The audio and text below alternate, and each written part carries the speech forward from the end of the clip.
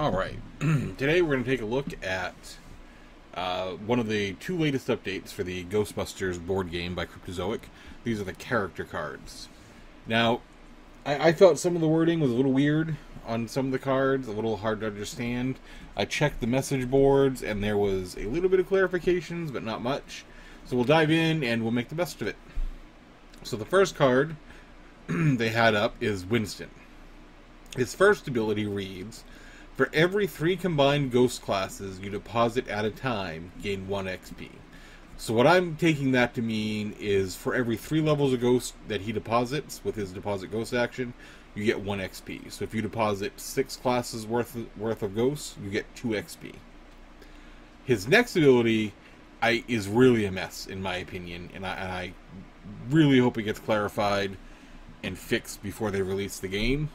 It says, once during your turn, you may take a free deposit trap ghost action and into a deposit space within line of sight.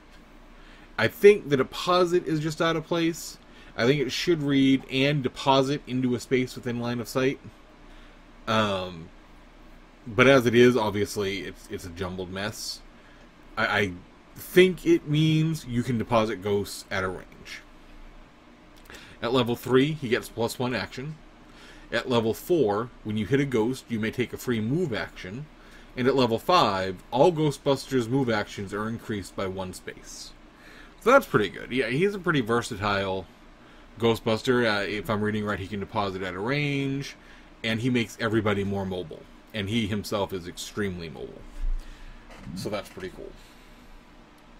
And it says down here in his bio card, the 4th person to be a Ghostbuster, former Marine, in night school for law, soft spot for hard luck cases, has seen things that can alter one's skin pigmentation to white. Next we have Peter Venkman. His level 1 is when a ghost slimes you on your turn, gain 1 XP. His level 2 ability, once during your turn, if an adjacent Ghostbuster would get slimed, swap spaces with that Ghostbuster and you get slimed. Level 3, he gains an action. Level 4, when you hit a ghost with a 6, you may take a free combat action against it. And level 5, all Ghostbusters' line of sight is increased by 1 space. So that's pretty good. He's got a penchant for getting slimed and saving other people from being slimed. Potentially gets an extra combat action against a ghost. And increases the line of sight. Ultimately, for all Ghostbusters by 1 space, from 3 to 4. And his card reads, PhD in parapsychology and psychology, innate ability to manipulate and provoke, generally considered the mouth of the Ghostbusters. Now we have Ray. Level 1 ability, when you spend an action to remove slime from another Ghostbuster, gain 1 XP. Once during your turn, for his level 2, once during your turn, you may remove a slime from yourself for free. Level 3, gain an action like most of the others. Level 4, when you hit a ghost, you may remove a slime from yourself or a Ghostbuster within line of sight. And level 5, all Ghostbusters may re-roll the movement die once per failed proton roll. So that's not too bad. He's really good at clearing slime tokens, which I think is going to be very necessary for this game. His level 5 ability is interesting. All Ghostbusters may re-roll the movement die once per failed proton roll. So you might have, if you don't like where it's going, give it another shot and hopefully get a better result. Then his profile card reads, PhD in parapsychology, tinkerer and inventor, co-designed all the ghost-busting equipment, takes joy in discovery, the heart of the team. Now we have Egon. His level 1 ability, when you roll a 1 on a proton roll, gain 1 XP. Count only final results. Level 2, once during your turn, you may re-roll a failed proton roll.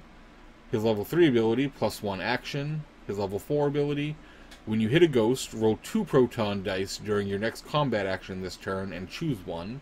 And level 5, all Ghostbusters may re-roll 1s on the proton die once per combat action.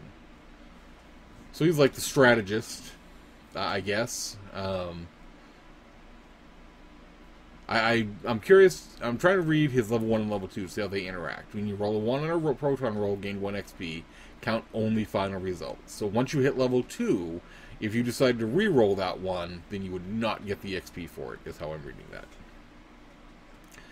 His profile card, PhD in parapsychology, polymath, occasionally accused of having Asperger's, but he's really just not usually interested in what you have to say.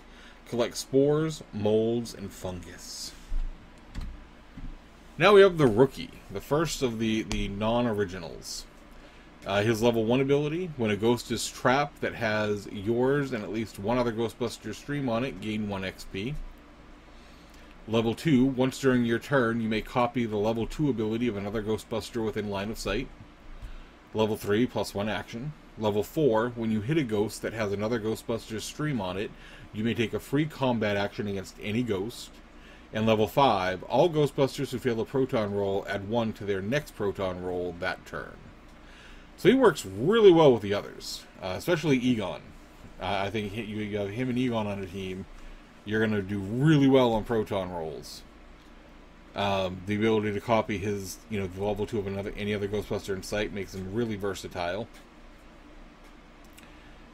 And he's from the 2009 video game. He didn't have a name in the video game, but once IDW took over the comics, they named him Brian Welsh. And he is a member of the Chicago Ghostbusters branch in the IDW comics. Now we have Melanie Ortiz, another character from IDW comics. Her level 1 ability is when you trap a ghost that is at maximum line of sight, gain 1 XP. Her level 2 ability, once during your turn, you may swap spaces with an adjacent ghost, if able. Level 3 ability, plus 1 action. Level 4 ability, when you hit a ghost, you may move that ghost 1 space instead of adding a stream. Level 5, when a Ghostbuster gets slimed during their turn, they may move 1 space.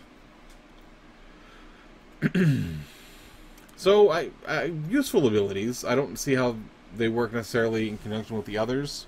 I'm not sure. I guess I could see a few ways, maybe. She seems to be pretty good for manipulating the ghosts. Get it into a position where maybe it can be hit by more people. Again, she was from the IDW comics. She worked with Janine's Ghostbusters, and according to her profile card, FBI special agent and liaison between the Bureau and the Ghostbusters. Met the Ghostbusters when they took a case in New Mexico. Appreciated by the Paranormal Contracts Oversight Committee. Now I have Janine. Level 1. When you trap a ghost with no other Ghostbuster stream on it, gain 1 XP. Level 2. Once during your turn, you may give any number of your trapped ghosts to a Ghostbuster within line of sight. Level 3, plus 1 action. Level 4, when you hit a ghost with one or more of your streams on it, you may take a free combat action against a different ghost. And level 5, all Ghostbusters may perform the deposit trap ghost action as a maneuver. So she's a decent team player. Seems like somebody wants to get in on the action, likes to be the first one or the last one to get a stream on a ghost. Either one works well for her. If you're the first, you get the XP. If you're the last, then you get a free combat action against another ghost.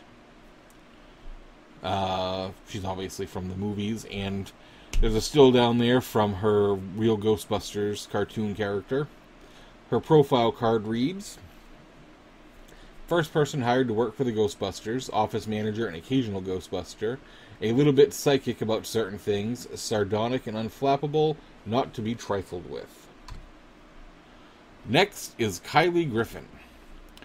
Her level 1 ability is when your proton roll result is at least 6, gain 1 XP.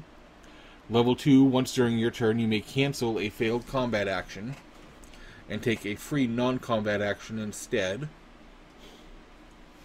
Level 3, plus 1 action. Level 4, when you hit a ghost, add 1 to your next proton roll this turn. And level 5, when a Ghostbusters proton roll result is at least 6, then you may put an additional stream on that target. So that's not too bad. Her level 4 ability I'm not sure about. When you hit a ghost, add 1 to your next proton roll this turn. But she doesn't have any innate ability to get an additional attack. Now she's interesting because she was based on a character from Ghostbusters Extreme, which is apparently not considered continuity by IDW Comics. So IDW still wanted to pay tribute to her, however. So they created this version of Kylie, who, according to her card, manages Ray Occult Bookstore, fantastic researcher, eidetic memory, lack of patience, likes ghostbusting more than she lets on. And I included a pic of her from the Extreme Ghostbusters, just to show what that character looked like. I get not including the Extreme Ghostbusters. It was alright. I won't say it was as good as real Ghostbusters, but it was alright. It went a little different, and it had a lot of that late 90s flair, like spiky hair and all that extreme stuff. Next we have Ron Alexander. His level 1 ability, when you trap a ghost adjacent to you, gain 1 XP. Level 2, once during your turn, you may take a free combat action against a ghost adjacent to you. Ugh. Excuse me. Level 3 ability, plus 1 action. Level 4, when you hit a ghost, you may move to the nearest space adjacent to any ghost within line of sight. Level 5, ghosts adjacent to a Ghostbuster do not block that Ghostbuster's line of sight. So he's all about getting in a ghost face. And the more he does it, the better he gets. He is created by IDW Comics, founded Ghost Smashers to rival the Ghostbusters, and eventually went to work for the Chicago Ghostbusters. His bio card says, former competitor to the Ghostbusters, stole their schematics and reverse engineered their equipment, joined the firm when the Ghostbusters were dimensionally displaced, now works out of Chicago. And that is it. That is all the characters that will come in the game. Now, it's important to note that if all you're getting is the core game, if you didn't get the Mass Hysteria or order anything extra, if you didn't win it on Kickstarter and get the extra characters, I think all you're getting are the 4 main characters that you see here. I think the others, the Rookie, the Melanie, Janine, Kylie, Ron, are all Kickbacker only, Kickstarter only, and only if you either bought them as an add-on or got the Mass Hysteria add-on or got the Mass Hysteria package. And from what I understand, they will not be available separately. So that'll be interesting to see how that plays out once the game's released. I think they look cool. I think I can see how they would, work together as a team. Some work better maybe individually, like Ron. I think they managed to capture the feel of how I could picture a lot of the characters being. Janine, I can see getting out there and hustling, wanting to be either the first or the last, so she can move on to the next ghost. The Rookie, trying to emulate everything he sees, trying to learn, so he has that mutable level 2 ability. I'm very excited. I think this game looks pretty good. Obviously, we won't know till October how it plays, but all the previews have had me very excited.